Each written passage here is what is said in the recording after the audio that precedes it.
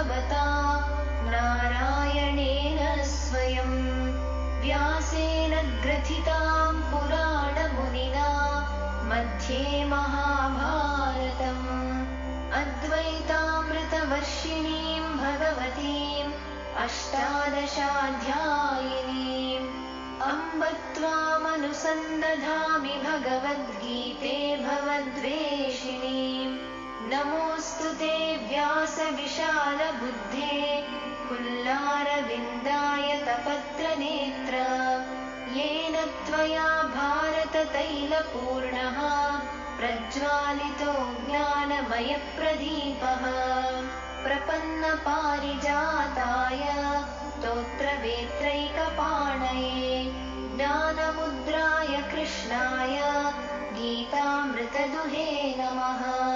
सर्वोपनिषदो गावो दोग्धा गोपालनन्दनः पार्थो वत्सः सुधीर्भोक्ता दुग्धं गीतामृतं महत् वसुदेवसुतं देवं कंसचाणूरमर्दनं देवकी परमानन्दं कृष्णं वन्दे जगद्गुरुं यं ब्रह्मा वरुणेन्द्ररुद्रमरुतः स्तुन्वन्ति दिव्यैस्तवैः वेदैः साङ्गपदक्रमोपनिषदैः गायन्ति यं सामगाः ध्यानावस्थिततद्गतेन मनसा पश्यन्ति यं योगिनो यस्यान्तन्न विदुः सुरासुरगणाः देवाय तस्मै नमः।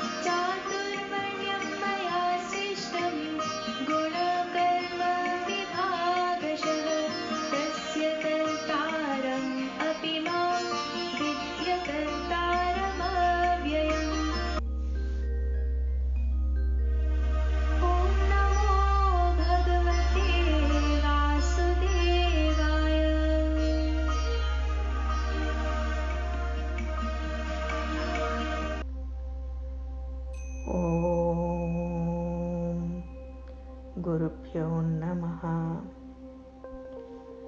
We continue with chapter 4, Gnana Karma Sannyasa Yoga, the yoga of knowledge of renunciation of action. Here is the essence of the verses 12 and 13. Translation and commentary by Maharshi Ji. Kangshatah karmanam siddhim yajante iha devataah kshipram hi manushe loke siddhi bhavati karmaja. Next, Chaturvarnyam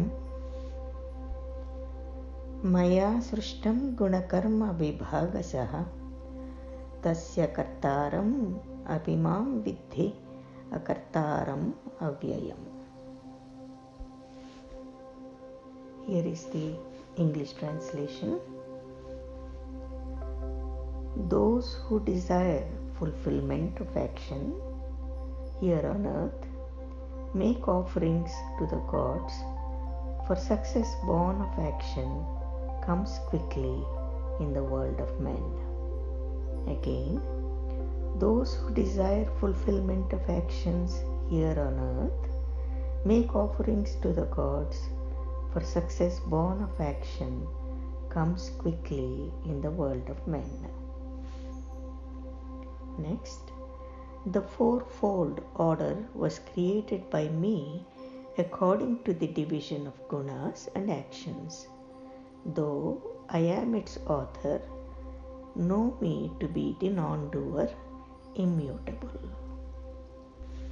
Now let's go back to the verse number 11 where we left off. As men approach me, so do I favor them. In all ways, O Partha, men follow my path. Here Bhagavan is saying, as men approach me, so do I favor them. In the fullness of divinity, God is ever full, and like the water of a great lake, so does his fullness remain. This water in the lake does not have the tendency either to flow away or to resist flowing. It just remains as it is, and so is God. If a farmer wants to take water to his field, he brings a pipe up to the level of the water, and the water does not refuse to flow once the pipe is raised to its level. So here it is important to understand that one should rise to God consciousness to have this direct connection to God, and one should be able to completely surrender to this Almighty.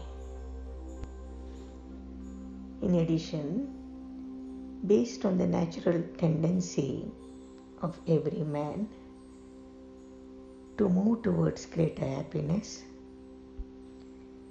it is easier to proceed towards the eternal happiness of God consciousness. And this is how Bhagavan says, in all ways, O Partha, men follow my path. And finally, what this means is that God's own consciousness is the sole guiding factor of man's consciousness. Now let's move on to the next verse, verse number 12. Those who desire fulfillment of actions here on earth make offerings to the gods, for success born of action comes quickly in the world of men. Again, those who desire fulfillment of actions here on earth make offerings to the gods, for success born of action comes quickly in the world of men.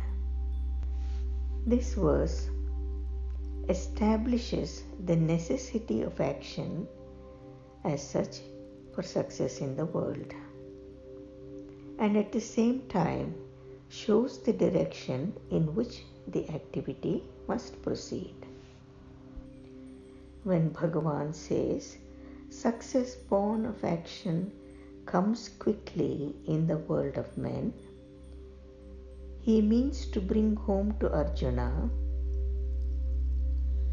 that in the lower species, the evolution of the soul depends upon the upward moving currents of evolution in nature.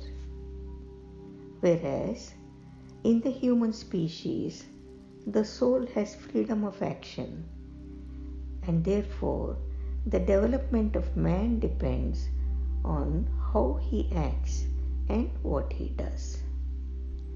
Again, in the lower species, the evolution depends upon the upward moving currents in nature.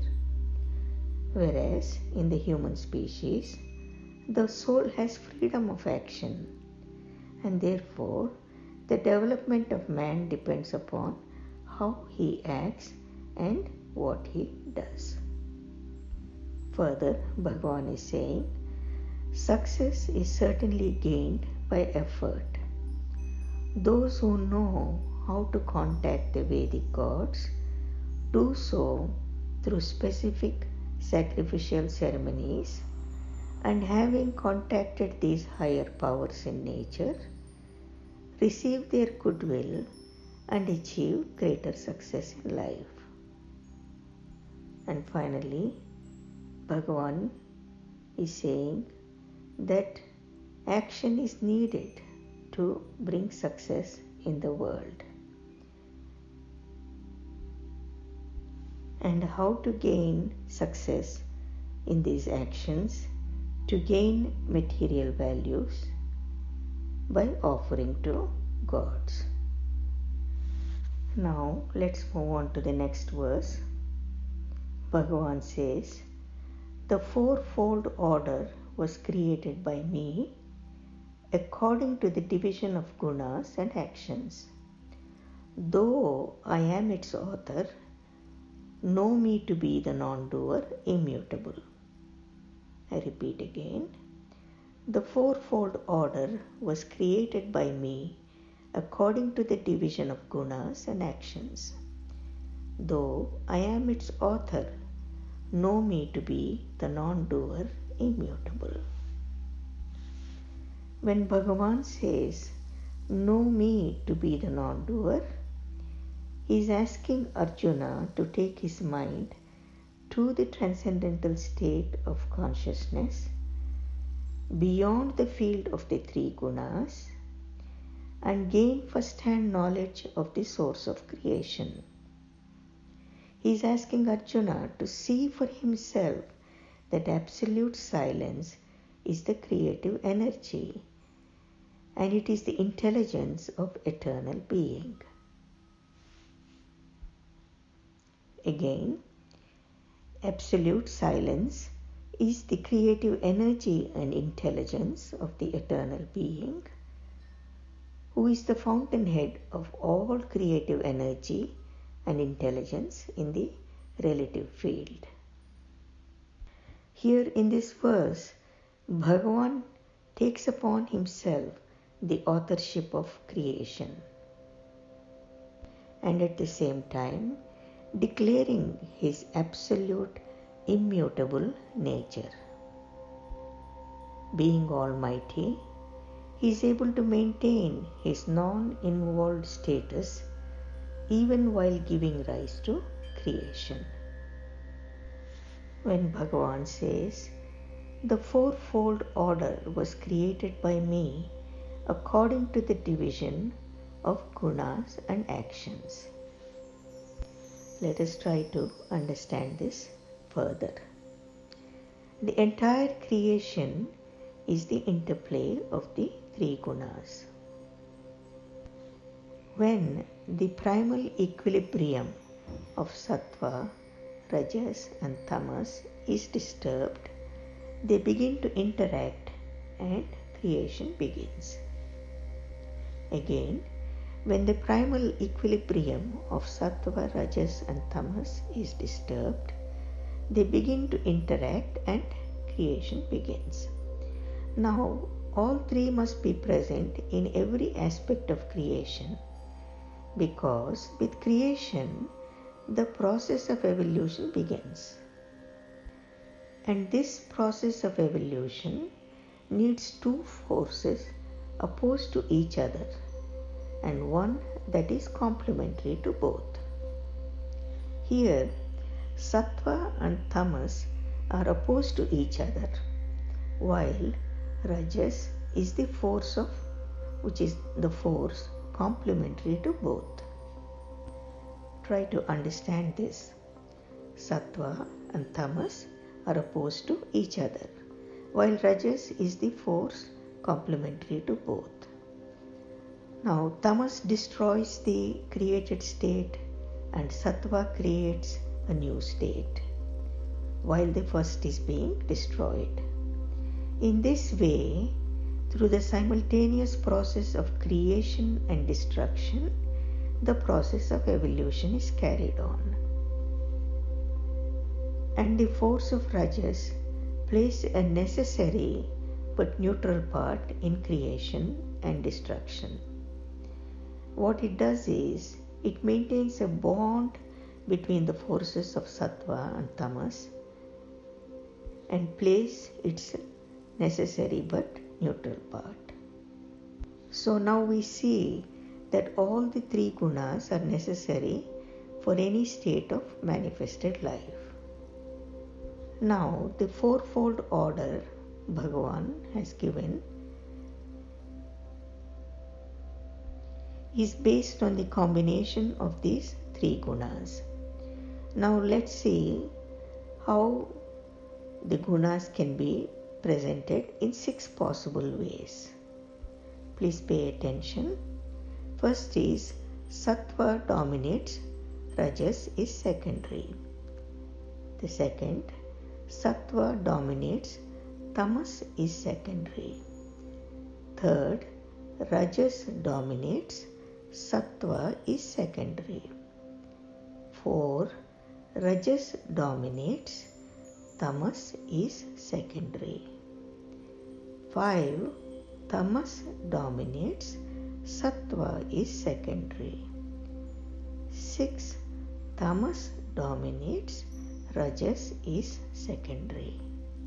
Now here in the second and the fifth order, we see that Sattva dominates, Tamas is secondary.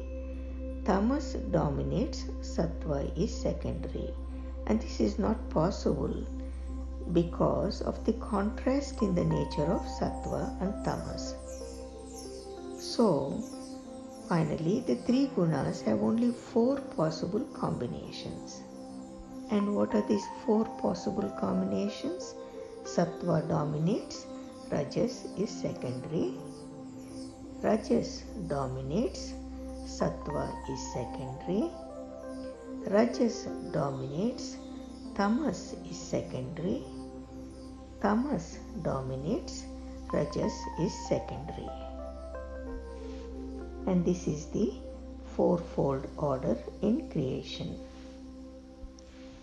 Here it's important to understand that every species, whether vegetable, animal or human, is divided into these 4 categories according to the 4 divisions of the gunas, which determine the natural mode of activity of each category. Now, when Bhagavan says, "Though I am its author, know me to be the non-doer, immutable," let us understand this further. The activity in all fields of life is caused by the 3 gunas. The ultimate universal being is the basis of the gunas. Therefore, it is said that the I, this is Bhagavan, of the unmanifested, omnipresent, immutable being is the creator. He is the creator and at the same time ever remaining established in his own being is uninvolved, and he is the non-doer. The next verse further clarifies this idea.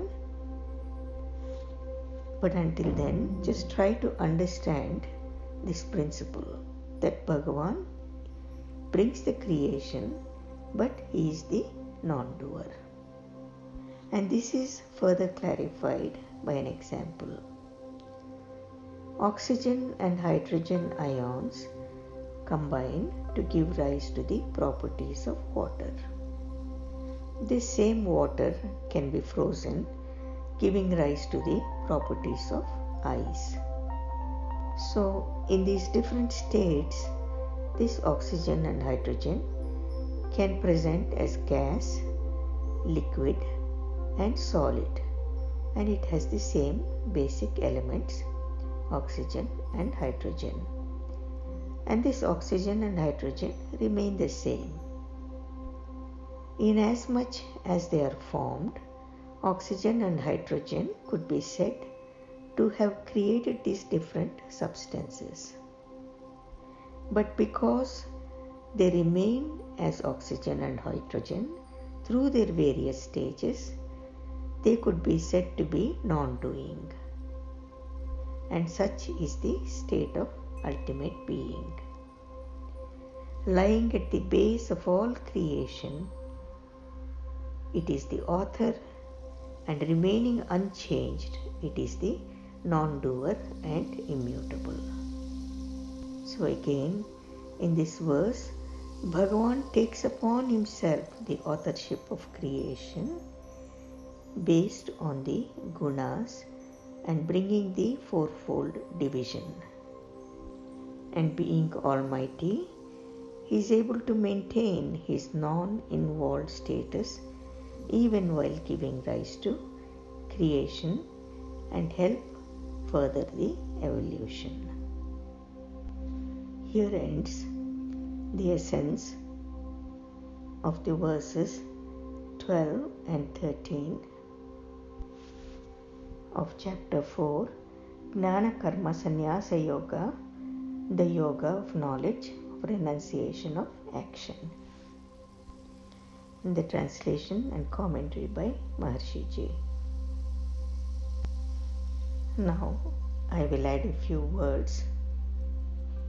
I will attempt to bring a more clarification on this classification of the varnas based on the gunas. There is a lot of confusion and a lot of criticism that I see in the society about the caste system.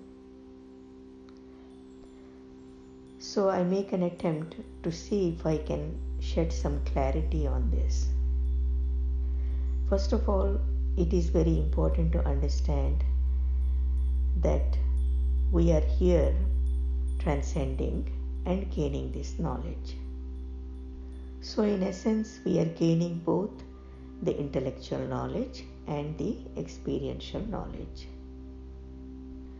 So we have the ability to see within ourselves where this knowledge stands and how it is applicable to ourselves and to others. When you understand these gunas, then you should be able to see the play of these gunas within yourself, whether you have more sattva, or you have more rajas, or you have more tamas, and the other is the secondary. The other guna becomes secondary.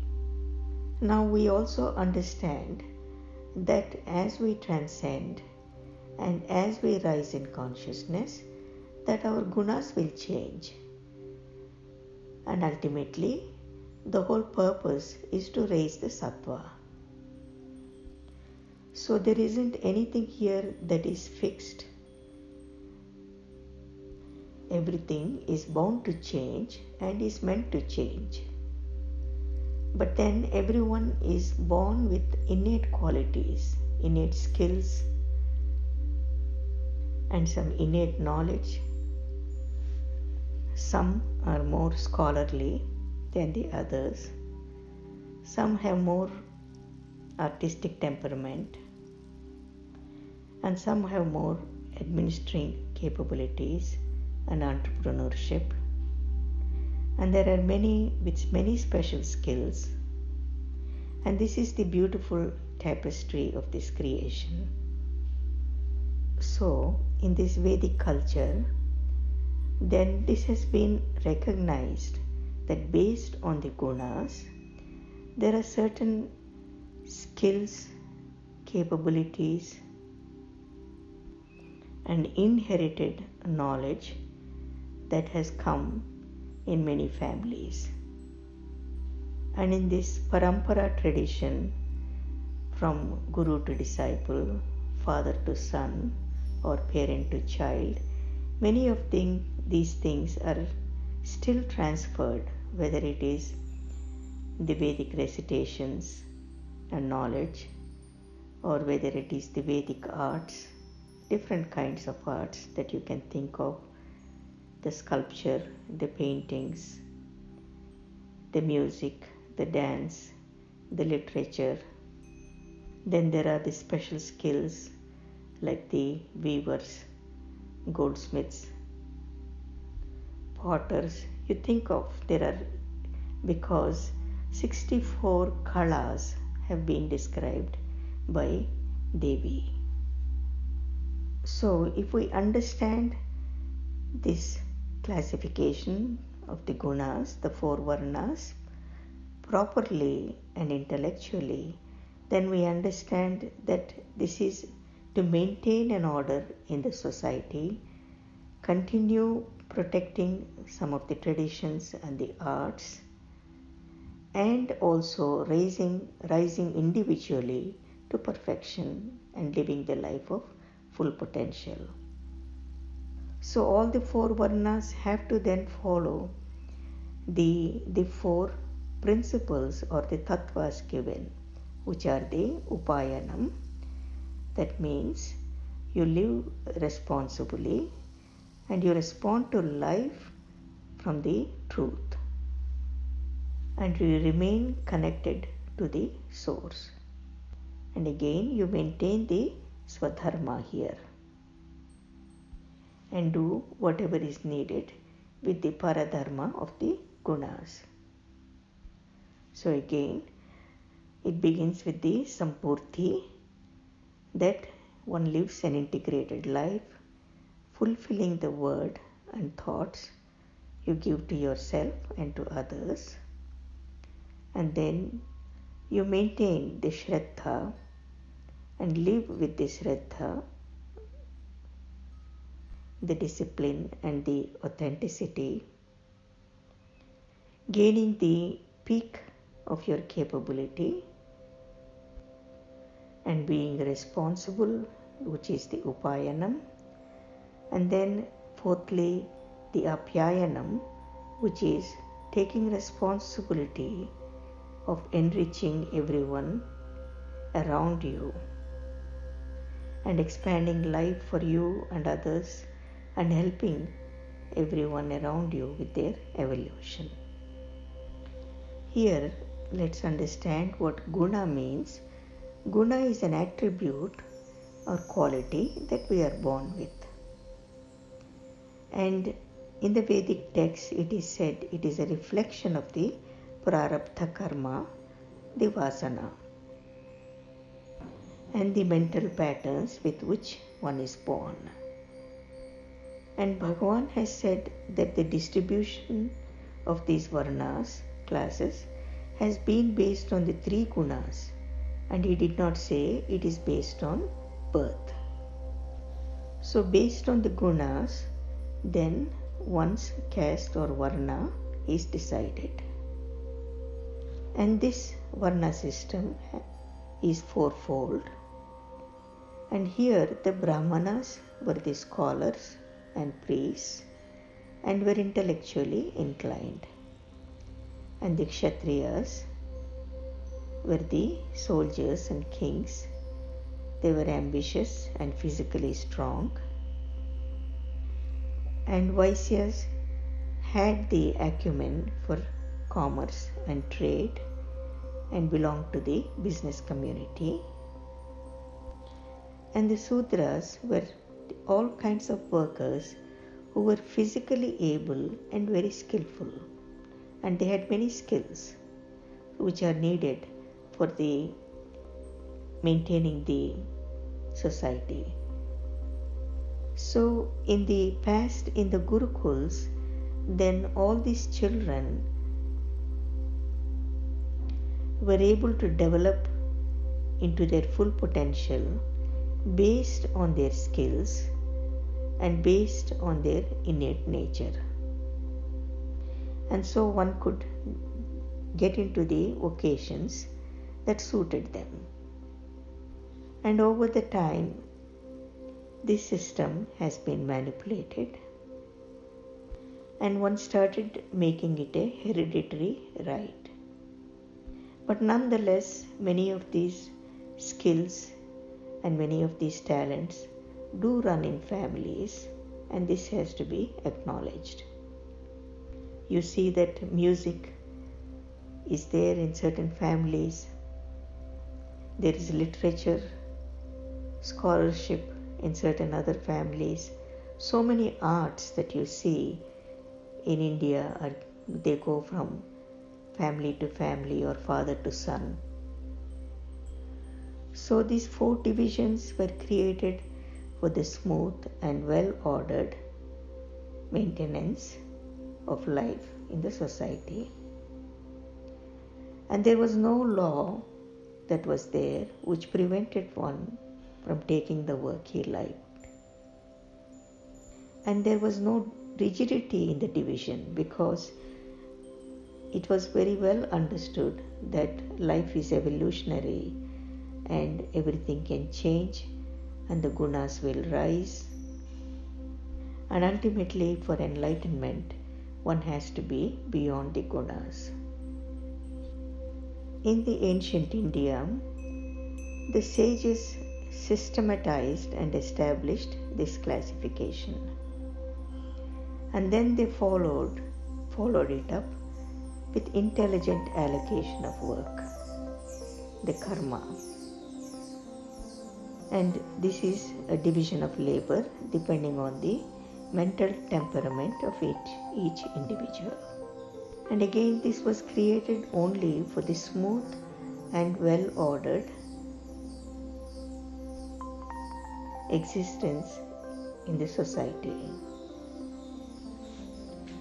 Here in this context, I would like to share what Maharshi Ji has said when somebody asked him, "Is the caste system not harmful for society?" So Maharshi Ji replied, "Caste is not harmful. That is what makes a society. They are a natural phenomenon. The caste system is a natural phenomenon. People are different. The soul of all the people is same. So something is different and something is the same."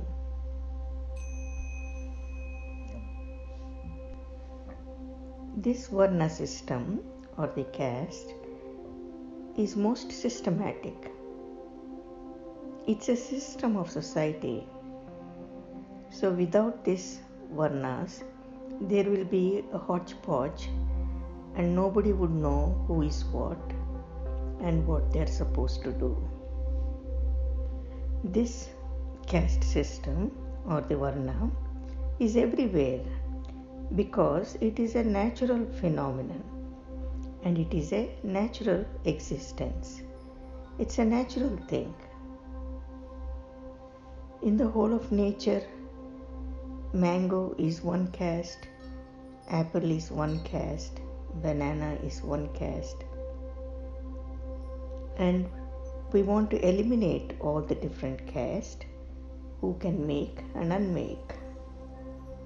When it is a natural phenomenon and when it has been authored by Bhagavan himself, then nobody can make and unmake this Varna system.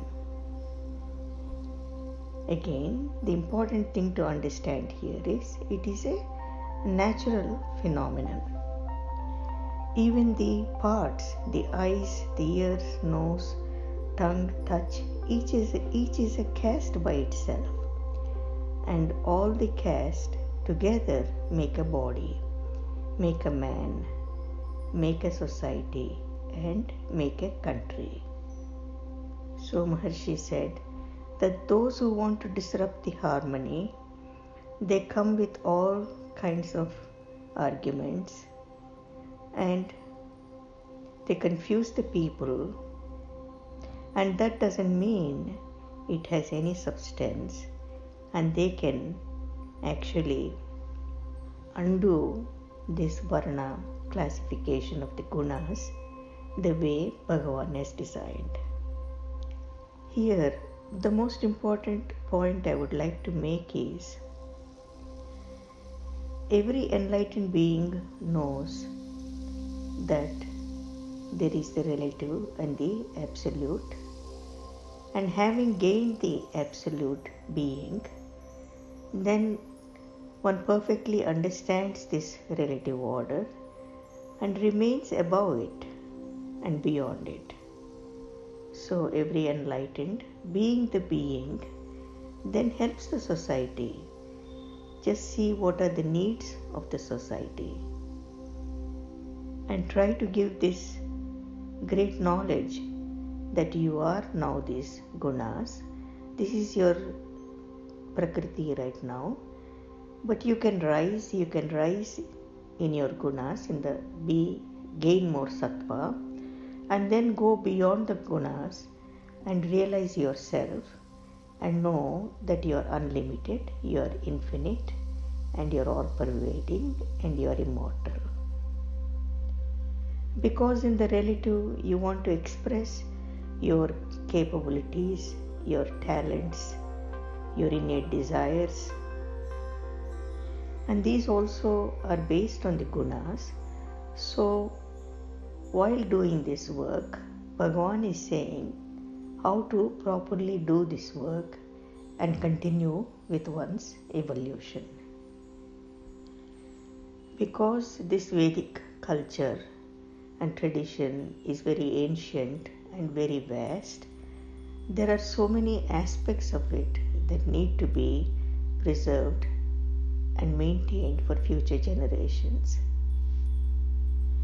And this is where people like me try to step in and see which arts and skills and scholarly concerns have to be helped and protected.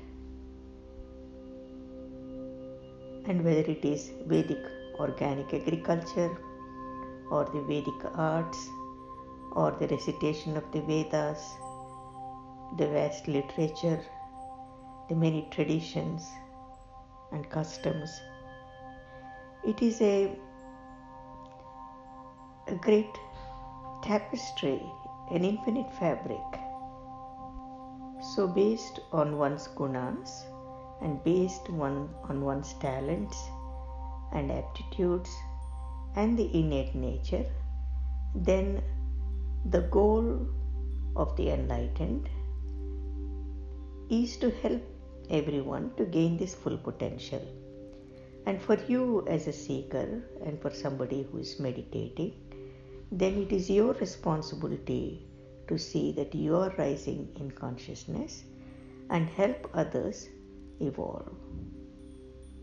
Then this play of the gunas, the innate nature of these gunas and its many talents and expressions then are enjoyed and lived to the fullest. And ultimately one has to go beyond these gunas and be enlightened, and this is the ultimate. So I end here. Jai Gurudev. Loka samasta sukhino bhavantu.